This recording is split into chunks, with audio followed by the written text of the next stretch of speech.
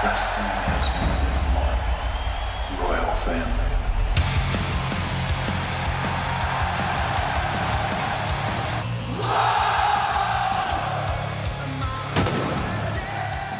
Voy a resignar mis preguntas para pasar a las del público y voy a seleccionar en principio una de la derecha y otra de la no derecha. Así que bueno, necesito por favor que levante la mano a alguien de acá, así le pasamos el micrófono. Adelante. Que sean cortas, por favor. Síntesis inicial. ¿Cómo están? No, volviendo a esto que se hablaba mucho de esta nueva ola capaz de antisemitismo católico que hay y que buscan en cierta forma reivindicar, ¿no?, a Hitler por su odio a los judíos y demás. Ustedes que son referentes de la derecha y además católicos, siento que no hay una bajada de línea clara, porque es decir, la Iglesia Católica en el 65 desprecia el antisemitismo y declara que eso está mal. Y siento que el mensaje de nuestra parte, de la batalla cultural, no está claro, no está unificado a la hora para salir a desmentir a esos falsos católicos antisemitas. ¿Cómo podemos ordenarnos para pelear contra eso? Muchas gracias. Mira, hay un montón de gente a la que nunca vas a poder convencer y que está fuera de nuestro poder cambiar, ¿no? Pero esto es siempre digo yo, los debates no son para convencer a tu adversario, es para convencer al público. Entonces eso es lo primero. Lo segundo es hacer ver cada vez más la verdad histórica y la verdad filosófica de estos temas. Fíjate que las SS, las tropas de élite alemanas, dirigidas por Himmler, por Heinrich Himmler, que probablemente fue el más criminal de todos, y la competencia era bien dura, tuvieron una división completa de musulmanes. La gente no sabe esto, pero tuvieron una división, y el gran mufti de Jerusalén, que es un musulmán árabe, se reúne con Hitler en los 40, principios de los 40, y Hitler le encomienda a él dirigir esas tropas de élite musulmanas que va reclutando en Bosnia, en otras partes. Y el gran mufti de Jerusalén es una persona que se encarga también de bloquear las vías de escape, porque la teoría de él, la tesis de él, era que había que exterminar por completo al pueblo judío. Totalmente. Igual que los nazis. ¿Ya? Entonces, ¿qué ocurre? Hoy día tú ves el mundo islámico asociado con la izquierda, que es una cosa increíble. Tony Blair acaba de sacar, no sé si lo vieron, una declaración donde él dice: tenemos que terminar esta sociedad impura, no sé cuál fue el término que usó, no me acuerdo, entre la izquierda y el islamismo. La izquierda hoy lo que está buscando es destruir Occidente, tal como lo hicieron antes con estos movimientos. Quieren destruir Occidente y parte de eso pasa por invadir, lleno de musulmanes, nuestra civilización. Los musulmanes no son compatibles con nuestra cultura, salvo los muy moderados que los hay, qué sé yo, pero en general no lo son. Miren cómo está Europa. Entonces es una sola cosa. Tienes a la izquierda, que además es woke y los trans y todo lo demás, asociado con el Islam, que es para destruir Occidente por el enemigo común, y además ahora, y Occidente también es Israel, y además ahora se le suman católicos, que no les gusta que haya Israel, pero además están atacando la punta de lanza occidental, que es lo que está en Medio Oriente, que es el único país que es Israel, y que es aliado estratégico de Estados Unidos y de muchos países en Occidente por temas de armamento, geopolítica y un montón de cosas. Entonces, nosotros tenemos que combatir eso. A mi modo de ver, lo que estamos enfrentando hoy es más complicado que en tiempos de la Guerra Fría. Porque no solo tiene una potencia con armas nucleares como China y otras más, que con Rusia, etcétera, podría llegar a ocurrir algo de conflicto con ellos, que escale, sino que nosotros tenemos el enemigo interno ahora. Está dentro. O sea, nosotros antes estábamos más o menos unidos. Los demócratas, en tiempos de la Guerra Fría, salvo un par de excepciones, no era gente que estuviera aplaudiendo el marxismo. Y ahora tú tienes a la élite, buena parte de la élite, toda la élite casi de izquierda, aplaudiendo versiones del marxismo que lo que apuntan es a la destrucción de nuestra civilización. Vos me preguntás cómo reaccionamos a eso. Mi primera reacción es indiferencia absoluta. En primer lugar, porque no los considero intelectualmente. En primer lugar. Y en segundo lugar, porque no creo que sean los que quieren aparentar ser. Ahora, si tuviésemos que responderles algo, yo les respondería enviándolos a leer la encíclica del Papa de 1937 con viva preocupación, que es precisamente la encíclica que mencionaba recién Axel, donde hay una condena irrestricta, diría, a las posiciones que este tipo de gente reivindica. Sí sería interesante evitar que se contamine al catolicismo de gente que lo está instrumentalizando políticamente. ¿Cómo en una batalla cultural podemos oponer solamente el liberalismo, que es una filosofía de mínimos y no una religión? No podemos. No. Acá tiene que haber una defensa absoluta, profunda del cristianismo, o la tradición judeo-cristiana. Hay gente que le carga ese concepto, pero es judeo-cristianismo. Y tenemos que... Esta es una conclusión a la que llegué yo después de ser ateo y / agnóstico durante toda mi vida. Y de hecho, personalmente yo sí he hecho un tránsito a la fe en los últimos 5 años, por distintas razones, pero una cuestión que terminó por sellar el tránsito fue la investigación en este libro.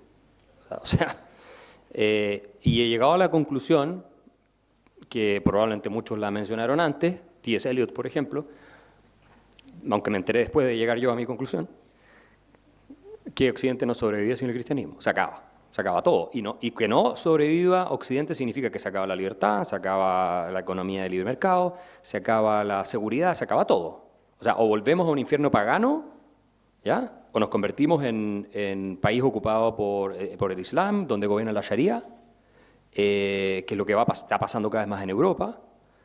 Pero si tú no ofreces un anclaje a la trascendencia, ¿ya?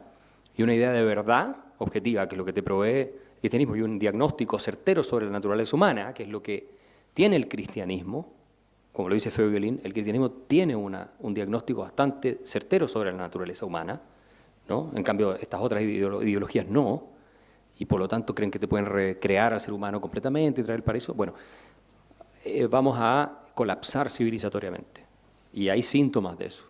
El liberalismo no basta. Y de hecho, yo tengo que argumentar, incluso desde Hayek, yo creo que si él estuviera acá me daría la razón. Porque él cuando uno lo lee bien, él rescata mucho las tradiciones, pero también habla de la religión. Y él lo bautizaron católico, pero bueno, fue ateo buena parte de su vida. A mí me contaron que antes de morir se volvió a creer en Dios, no sé. Pero él identifica el nazismo también como una reacción, y el socialismo general marxista como una reacción anticristiana, contra elementos del cristianismo. ¿Ya? Entonces, no tienes que ser un liberal, o sea, un conservador necesariamente, para entender que hay un sustrato sociológico, histórico, de valores, ¿no? Instituciones informales que han permitido que tu civilización sea lo que es, y que ese sustrato no hay nada que se compare en influencia al cristianismo. Obviamente está el legado de Roma, de Grecia, todo eso, pero al cristianismo, y que no puede sobrevivir culturalmente si se deja de creer en Dios, y en una secularización absoluta. Yo era muy partidario de la secularización antes. Hoy día creo que es un error. Hoy día creo que, fíjense lo que les voy a decir, me van a crucificar los liberales. Yo creo que los estados tienen que defender la identidad nacional. Y esa defensa de la identidad nacional no solo pasa por el control migratorio, que es obvio, o sea, sobre todo culturas que totalmente incompatibles, no tienen nada que ver contigo en ningún sentido, y que son un retroceso, sino también en términos valóricos. Porque si no, ¿en qué vamos a quedar? Que no se puede hacer una celebración pública en la Municipalidad de Buenos Aires porque de la Navidad, porque resulta que como somos totalmente neutrales, entonces también hay que tener una para los musulmanes y hay que tener una para los no sé cuántos. No, este es un país cristiano de tradición. La pregunta, ¿queremos que cambie y sea musulmán? No. ¿Queremos que nos dé lo mismo? No. Yo lo veo en Alemania, yo soy alemán, yo viví muchos años allá. Alemania es para ponerse a llorar. Y te lo digo como alemán que amo ese país. Tengo ciudadanía, todo, hablo el idioma. Es para llorar lo que está pasando en Alemania. Tú ya no puedes, hay ciudades que han cancelado los mercados de Navidad por la amenaza a los atentados de los musulmanes. Hay otras que se niegan a muchas festividades cristianas para no ofender a los musulmanes. Y así nos vamos. El rey de Inglaterra celebró el Ramadán y les dio un saludo a todos los musulmanes, pero no quiso dar ningún discurso ahora para Semana Santa. Entonces, usted, el que sigue esto, se está dando cuenta cómo Occidente, y viene de ahí, de la cosa religiosa, Occidente está retrocediendo y te está desgranando que un punto que va a colapsar. Yo no creo, para cerrar, no basta el liberalismo, tenemos que recuperar los fundamentos del cristianismo y no entrar en la pelea si son luteranos o son católicos, o que el verdadero es el mío, que esto, que otro, que esta misa, que la otra misa. No. Aquí hay que irse con C.S. Lewis. C.S. Lewis, que era ateo, y se convierte al cristianismo, y escribe ese ensayo, Mere Christianity, donde él explica lo que tenemos en común todos los cristianos. Y lo escribe en parte como una explicación de qué estaba defendiendo Inglaterra en la guerra frente a los nazis. ¿Ya? Entonces tenemos que, los que queremos, digamos, que nuestra cultura prevalezca en el tiempo, no podemos evitar ese trabajo. Defender el cristianismo, y yo no sé cómo lo vamos a hacer, pero empezar a convencer a la gente de que el Dios cristiano, eso, hay buenas razones para creer que es cierto. ¿Ya? No vamos a estar tampoco acorralando a la gente que es atea. No, si nosotros no somos así. Pero tenemos que hacer esfuerzos por persuadir. Cuando te metes a estudiarlo, hay buenas razones. Yo me he metido a estudiarlo ahora. Un último dato, Charles Murray en Estados Unidos, que según mucho el científico social más importante de Estados Unidos, el tipo es un genio, acaba de sacar un libro, publicar un libro que se llama Taking Religion Seriously, donde él dice por qué él dejó de ser ateo. Y te da todos los argumentos, desde la ciencia, pasando por, no es muy largo el libro, pasando por la teología, etc. Esas cosas hay que difundirlas. Y los liberales que crean, se lo digo seriamente, Charles Murray, los liberales que crean que la libertad se va a defender solo maximizando tu placer económico y tus utilidades y todo lo demás, están destinados a verse muy frustrados y a ver su civilización derrumbarse alrededor de ellos.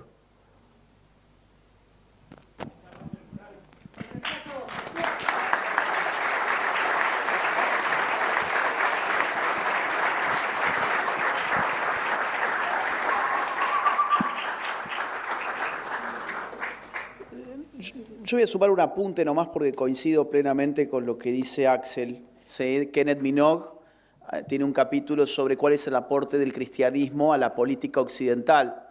Y uno de los principales aportes ha sido la capacidad del cristianismo para separar la esfera religiosa del Estado. A diferencia de los griegos, de los romanos y también de los sistemas totalitarios que con esas religiones políticas llamadas ideologías le demandan al individuo una conciencia uniformizada por el poder político, el cristianismo apela a la interioridad extrapolítica, es decir, por fuera de la política el ser humano tiene una relación trascendental con su creador. Esa idea es novedosísima. Esa idea no existía antes. Es decir, un Aristóteles, su vivencia de la deidad era una vivencia política de la deidad. Lo mismo los romanos. Había una articulación entre el Dios y la polis íntima. El cristianismo separa eso. Y eso nos distingue, por ejemplo, del mundo islámico, donde los regímenes son teocráticos porque nunca generaron esa separación. La pregunta, entonces, es, ¿podemos nosotros ofrecer una religión política que entusiasme? O algo más o menos así habías planteado. Y yo te diría, no, precisamente porque somos todo lo contrario de los mercaderes de las religiones políticas. Si uno mira la idea del Estado mínimo, principio de subsidiariedad, que por cierto es reivindicado por la doctrina social de la Iglesia, que la idea general del principio de subsidiariedad es que ninguna unidad mayor debe hacer aquello que pueda hacer la unidad menor. Es decir, aquello que pueda hacer la familia que no lo haga el municipio, lo que pueda hacer el municipio que no lo haga la provincia, lo que pueda hacer la provincia que no lo haga el Estado. Un principio totalmente engarzable con una filosofía de Estado pequeño, como una filosofía que ponga a la persona individual en el centro y que vaya de abajo hacia arriba. Y en ese sentido, hay una articulación política entre lo que le aportó el cristianismo como fundamental a la política occidental y lo que le aportaron las luchas contra los estados absolutos, contra los autoritarismos, contra los totalitarismos, que es el respeto por la persona individual, el respeto por el entorno de la comunidad más próxima al individuo. ¿Qué tenemos que hacer entonces? ¿Inventar una nueva religión política? No, restaurar. Y desde ese punto de vista, más que conservadores, yo diría, estamos llamados a ser restauradores o reaccionarios, si ustedes quieran. Reaccionarios, en el sentido de que estamos en contra de una revolución en ciernes que, como dice Axel Kaiser, está generando un acontecimiento último en Occidente. Y digo último porque es el momento en el que se define si seguimos siendo o si dejamos de ser. Por eso siempre me pareció una estupidez cuando los liberales o los libertarios se peleaban con el mundo cristiano. El ser humano al final, estoy convencido, y creo que la historia me daría razón en esto, no la historia próxima, sino la historia de la humanidad desde que se registra, o desde que tenemos registros, mejor dicho, está atravesado por una constante antropológica que es el deseo de trascender. El deseo de trascender es una constante de la naturaleza humana. El problema es cómo satisfacemos el deseo de trascender. Y la satisfacción de ese deseo se basa en lo que uno encuentra en la vida cuando llega. Encontrás religiones, encontrás filosofías, encontrás ideologías. Ahí está, disponible para que elijas. Nosotros no podemos ser vendedores de religiones políticas. Tenemos a nuestra disposición algo que ha funcionado y que le ha dado su impronta a Occidente desde hace siglos, que es el mundo cristiano. Y digo el cristianismo porque coincido una vez más con Axel, no hagamos las estupideces de remontarnos a peleas del siglo XVI y XVII. Temas de reforma, contrarreforma, eso no va más. Esas discusiones ya se dieron, ya marcaron una época, la historia se repite primero como tragedia y después como farsa, dice Marx. No hagamos la farsa de lo que fue una tragedia. Más bien, reconozcamos que hay distintas formas, en todo caso, de vivir el cristianismo. Algunos somos católicos, otros son evangélicos, protestantes, lo que fuere, y estamos de acuerdo en lo fundamental. Culturalmente estamos de acuerdo en lo fundamental y ese piso es estrictamente necesario para levantar anticuerpos en este momento que es un momento decisivo. Así que nada de religiones políticas de nuestro lado, no nos hacen falta. Tenemos una religión ya en Occidente que además es la religión de la verdad.